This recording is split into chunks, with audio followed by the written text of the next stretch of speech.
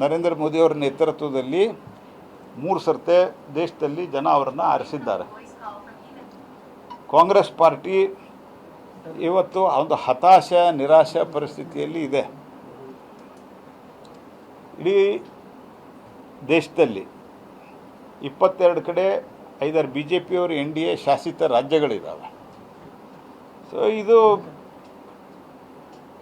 ಒಂದು ಜನರ ಆಶೀರ್ವಾದ ಇರೋದರಿಂದನೇ ಬಂದಿದ್ದು. ಹೀಗಾಗಿ ಡೆವಲಪ್ಮೆಂಟು ಯಾರು ಮಾಡಿದ್ದಾರೆ, ಭ್ರಷ್ಟಾಚಾರ ಯಾರು ಮಾಡಿದ್ದಾರೆ, ಸರ್ವಾಧಿಕಾರಿ ಯಾರು ಮಾಡಿದ್ದಾರೆ, ಪ್ರಜಾಪ್ರಭುತ್ವದ ಕತ್ತಿಸುಲಿಕ್ಕೆ ಯಾರು ಪ್ರಯತ್ನ ಮಾಡಿ 90 ಸರ್ತೆ ದೇಶದ ಚುನಾಯಿತ ಸರ್ಕಾರವನ್ನು ಕಿತ್ತೆಸಿದವರು ಪ್ರಜಾಪ್ರಭುತ್ವದ ಬಗ್ಗೆ ಮಾತನಾಡ್ತಾರೆ.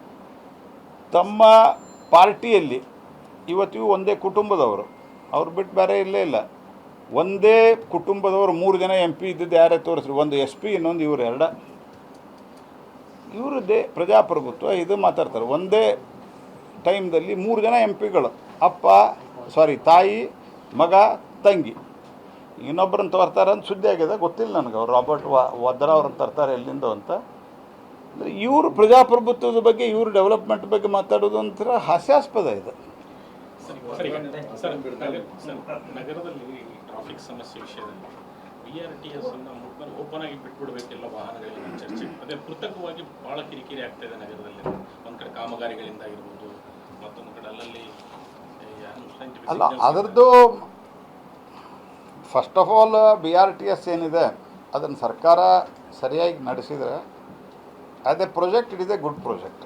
ಆದರೆ ಆ ಟೈಮ್ದಲ್ಲಿ ಪ್ಲ್ಯಾನಿಂಗ್ ಮಾಡ್ತಾ ಇರಬೇಕಾದ್ರೆ ಅಲ್ಲಿ ಭಾಳ ಈ ರಸ್ತೆ ಭಾಳ ಅಗಲ ಮಾಡಿದ್ದಾರೆ. ಯಾಕಂದರೆ ಅಲ್ಲಿ ಓವರ್ಟೇಕಿಂಗು ಮಾಡೋದು ಇತ್ಯಾದಿ ಭಾಳ ಅಗತ್ಯ ಇಲ್ಲ, ಅದು ಮಾಡಿದ್ದಾರೆ. ಇದನ್ನು ನಾನು ಅನುಭವದ ಆಧಾರದ ಮೇಲೆ ಆಮೇಲೆ ಸ್ವಲ್ಪ ದಿವಸ ಆದ ನಂತರ ನಾನು ಸಲಹೆ ಕೊಟ್ಟಿದ್ದೀನಿ.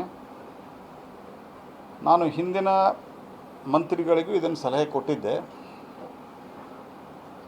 ಒಂದು, ಇದನ್ನು ಸ್ವಲ್ಪ ಅಗಲ ಕಮ್ಮಿ ಮಾಡಿರಿ, ಇಲ್ಲ ಅಂದರೆ ಇದನ್ನು ಸಂಪೂರ್ಣವಾಗಿ ಪರಿಶೀಲಿಸಿ ಯಾವ ರೀತಿ ಸರಿ ಮಾಡಬೇಕಂತ ನೋಡಿರಿ.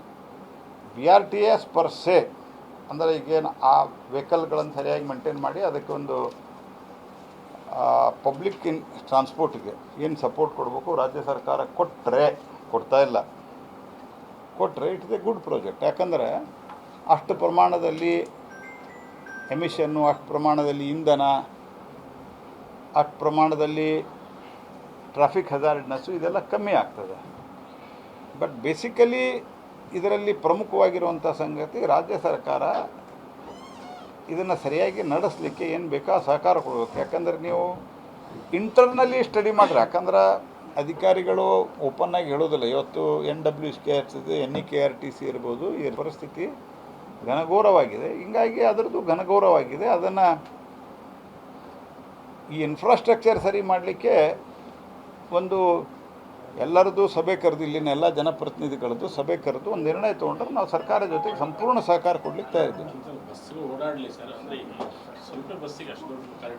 ನಾ ಹೇಳಿದ್ನಲ್ಲ, ಒಪ್ಪಿಕೊಂಡೆ ಅದನ್ನು ಯಾಕಂದ್ರೆ ಅದನ್ನು ಸರಿ ಮಾಡಲಿಕ್ಕೆ ಒಂದು ಮೀಟಿಂಗ್ ಮಾಡಿ ಫೈನಲ್ ಮಾಡಿದರೆ ಯಾವುದೇ ಹೊಸ ಸಲಹೆಗಳಿಗೆ ಐ ಆಮ್ ಓಪನ್.